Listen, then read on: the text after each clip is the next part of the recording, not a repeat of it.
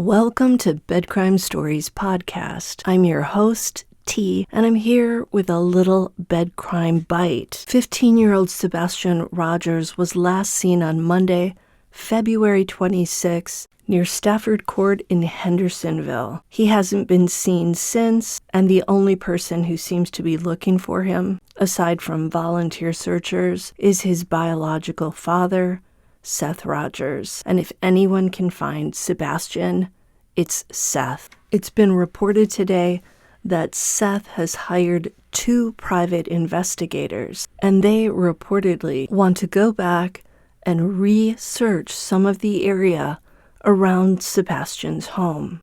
On the morning of Sebastian's disappearance, officers were heard on dispatch radio talking about some bare footsteps in the mud leading to a retention pond. Supposedly the water in the pond, though, only went up to maybe a person's knees, and Sebastian was not found in the pond or around the pond. I do wonder if the police checked the size of those footprints to see if they would match Sebastian's foot size. I have to believe there's a reason why these 2 private investigators want to research the area around Sebastian's home. We shall see if they come up with anything.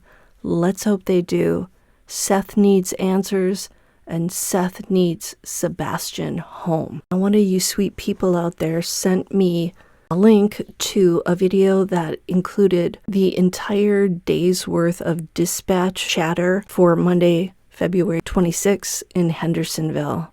And I listened to it twice, and I guess what strikes me is that people in the neighborhood had seen Sebastian hiding one time under a car in the neighbor's driveway. It also sounded like Katie Proudfoot might have told the police that sometimes when Sebastian is upset or if he's had an argument at home, he would take off for the high school because he had some sort of support over there. I don't know if this was in the way of friends or teachers, but the story that's being told is one of Sebastian leaving his house at times, going places to hide, running to the high school to get away, to find support. Things were not all nice and cozy in the Proudfoot house.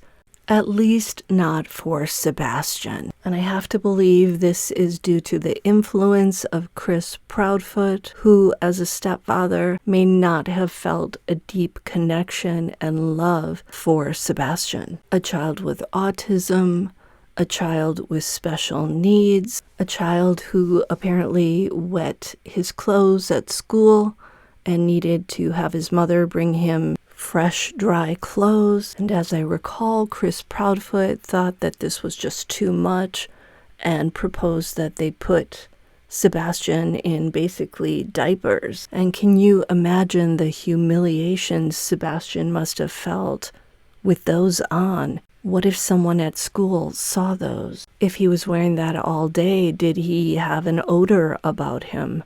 Would that have caused bullying and rejection? This child was dealing with a lot. His parents were divorced. He had this rather violent, well, we'll say allegedly violent stepfather with very little patience, at least from what we've heard. It doesn't sound like Sebastian told his father, Seth, the whole truth about his life in Stafford Court. This reminds me of Madeline Soto, who failed to tell her biological father about the long-term essay that Stephen Stearns was subjecting her to. We know Sebastian threw tantrums at times. This is according to both Katie Proudfoot and Seth Rogers. I hate hearing all this because it makes it seem like Sebastian might have wanted to run away. But we've got to think about the doors and the locks on the doors in the house, and the dogs that didn't bark, yada, yada, yada.